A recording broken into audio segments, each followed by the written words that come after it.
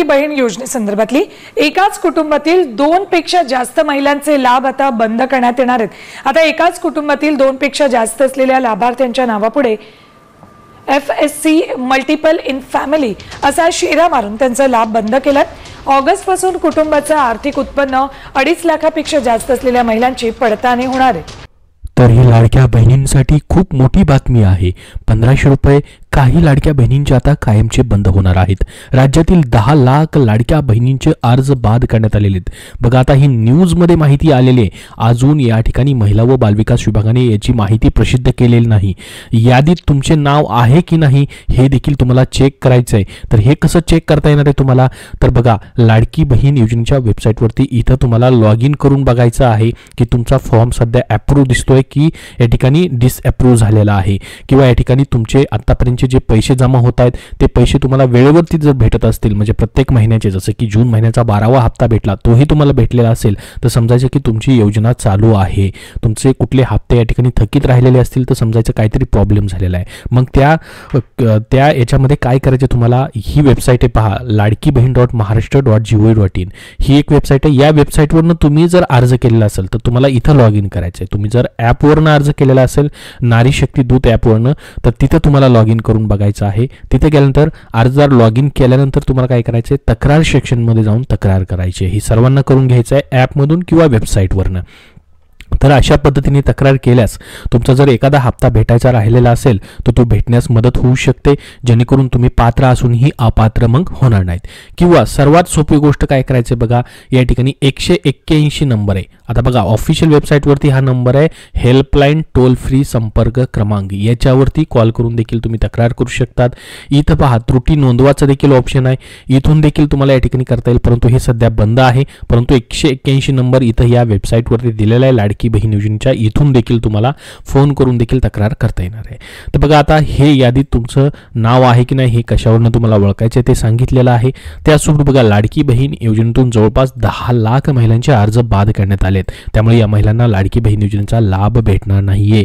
लाडकी बहीण योजनेच्या लाभार्थी महिलांसाठी महत्त्वाची माहिती ही समोर आलेली आहे। तर बघा या ठिकाणी लाडकी बहीण योजनेत जवळपास 10 लाखांपेक्षा अधिक महिलांचे लाभ बंद झाले आहेत। महिलांनी याबाबत तक्रारी देखील केल्या आहेत। बघा त्या पात्र आहेत, परंतु काही जणांचा लाभ बंद झालेला आहे, त्यांना जून महिन्याचा हप्ता देखील भेटलेला नाही। तुमचा जून महिन्याचा हप्ता आलाय की नाही, हो किंवा नाही कमेंट बॉक्समध्ये सांगायचं आहे। जास्तीत जास्त कमेंट करा। या ठिकाणी आला असेल तरी देखील हो म्हणा, म्हणजे कळेल की किती जणांना आलेला आहे आणि किती जणांना नाही आलेला, जेणेकरून समजेल की खरोखर लाभ या ठिकाणी बंद केला जातोय का पात्र असूनही।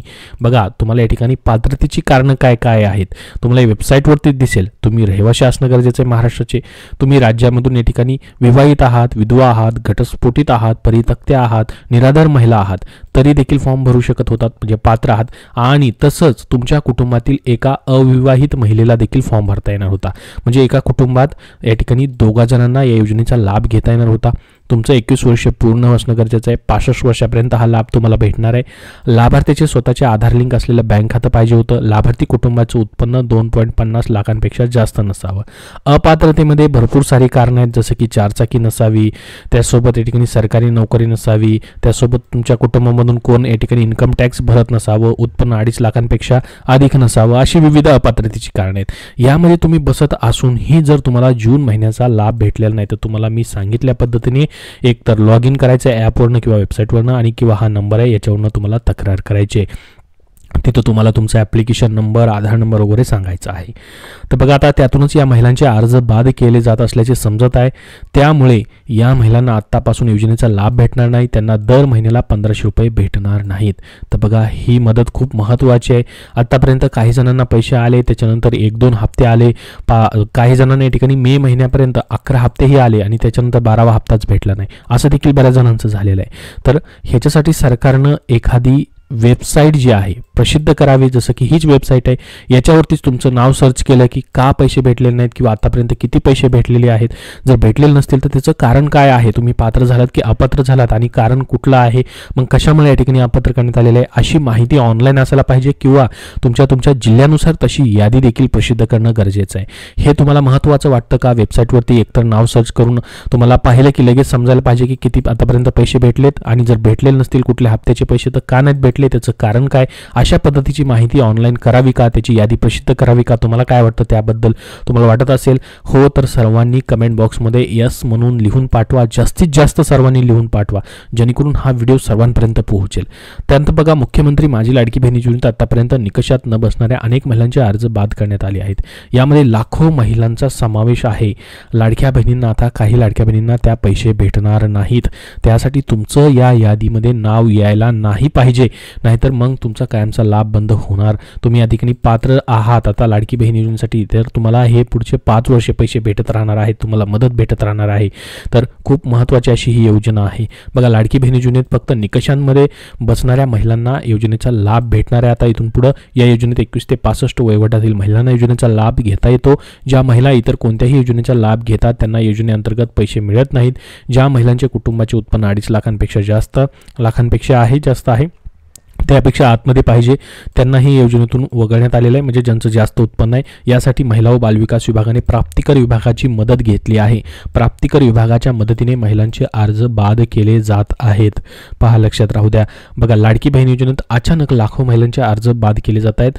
प्रत्येक कुटुंबातील फक्त 2 महिलाच लाभ घेऊ शकतात. बघा, एक विवाहित महिला आणि एक अविवाहित महिला अशा पद्धतीने लाभ घेऊ शकतात. त्यामुळे जर कोणत्याही कुटुंबातील तिसरी महिला योजनेचा लाभ घेत असेल तर त्यांना योजनेतून बाद केलं जात आहे. त्यामुळे महिलांच्या तक्रारी या ठिकाणी वाढत आहेत, त्या तक्रारी करत आहेत. यासाठी ऑनलाईन वेबसाईटवर जाऊन तक्रारी केल्या आहेत, वेबसाईटवरती जाऊन तक्रारी केलेल्या आहेत. लाभ भेटत नाही म्हणून. बघा, तुम्हाला ही वेबसाईट मी दाखवलेली आहे. इथून ज्यांनी फॉर्म भरला इथं त्यांना लॉग इन करायचं आहे आणि तक्रार करायची. ज्यांनी ॲपवरनं फॉर्म भरला आहे तिथून देखील त्यांना तक्रार करता येणार आहे. तर महिला व बालविकास विभागाच्या कार्यालयात जाऊन देखील तक्रारी केलेल्या आहेत. बघा, तुम्हाला कुठे कुठे तक्रारी करता येणार आहेत. तुमच्या या ठिकाणी तालुक्याच्या ठिकाणी तालुक्याच्या ठिकाणी देखील महिला व बालविकास विभाग कार्यालय असतं, तिथेही तक्रार करता येणार आहे. जिल्ह्याच्या ठिकाणीही असतं, तिथेही तक्रार करता येणार आहे. मग शेवटी अंगणवाडी या ठिकाणी केंद्र आहे, तिथून ही तक्रार तुम्ही करू शकता. त्यावरूनच हा आकडा देखील आता समोर आलेला आहे.